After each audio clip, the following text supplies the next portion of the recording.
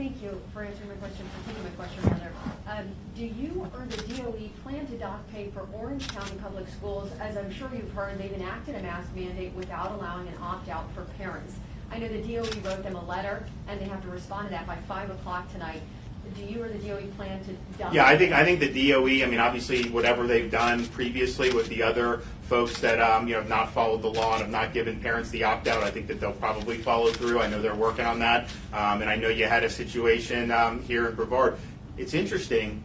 Nobody has ruled against anything that we've done yet. I mean, that judge, unless something came out in the last hour, has not actually issued a written ruling on that. Of course, we will appeal immediately. We'll seek a stay of that. But here we are, days later, we still don't have it. I think part of the reason that we don't have it is it's not an easy opinion to write from a legal perspective. I mean, I think it's going to be something that's going to be very vulnerable to being overruled. And remember, I always remind people, last year, we had school reopening in Florida. It was so controversial. People were talking about how disastrous it would be to have kids in school and all this other stuff. We knew the data. We understood. We had looked at what happened in Europe and other places. We knew that this was something that was important for our kids and our parents, and so we did. But they sued us on that too, and they won in Tallahassee trial court, and it was not a good ruling, obviously, and that got really strongly reversed on appeal. So I think we'll see something similar here, but at the end of the day,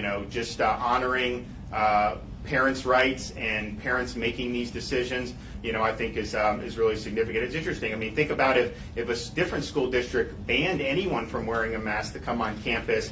What would parents who want to have their kids wear a mask, they probably would go to the Parents' Bill of Rights and they'd probably sue and they'd probably win because ultimately that is a parent's decision. Governor, what should parents take away in the face of the judge's decision on Friday? Orange County has a new mask mandate, but they're not the only ones. They're in Brevard, Volusia last night. So what should parents take away this week? This is all ongoing in the court. So I would just say, I think there have been some local authorities who have violated the law and have basically taken the decision-making authority out of the hands of parents. And my view is that the parents are in the best circumstances to understand, because when you're talking about forcing somebody to wear, particularly these really young kids, to wear a mask 6, 7, 8 hours a day, the parent knows what effects that has on them. The parent's in the best situation to know how does that affect their learning, their attention, all these other things. And so that's what Florida law, I think, requires. And clearly, although obviously the vast majority of school districts have honored Florida law, you have some, that haven't. But ultimately, when it comes down to students' well-being, I trust the parents more than I trust the government. Governor, it's good news to see the case and hospitalization numbers begin to plateau and decline, but the death numbers have been going up pretty significantly. I wonder if you have any words you'd share with the families that are affected by that. Yeah, I think it's been a rough time. I think there's people that have been infected or have been affected all across the state, and I think it's been a really terrible thing. And I think the thing that we're trying to do is say, okay, what was not being done? Where was the gap? And the biggest gap was in the early treatment. So I am confident that there are going to be people that are now being availed of this who are going to have better outcomes as a result of that. I do look back, and I kind of, when the Regeneron came out in December and the Eli Lilly, you didn't hear a big push amongst a lot of our expert class about getting early treatment. I mean, there's a reason why nobody knew, or very few people really knew.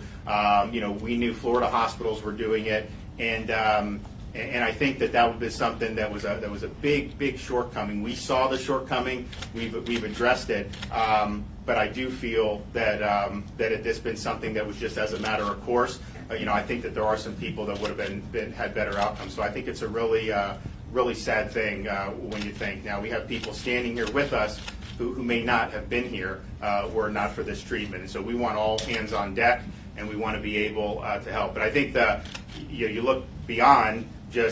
We see the tools that we have in the statistics. You see the folks getting admitted to hospitals, and obviously you see it reflected in the mortality. Those tend to be folks who were not vaccinated prior to being infected, and then they were also folks, by and large, who did not get the monoclonal antibody treatment. So it's my view that if the tools that are available are used, and they are being used now, at least with the treatment, you will see more people be able to handle this, and that's ultimately what it's about, about saving lives. What happens if the school districts choose not to comply?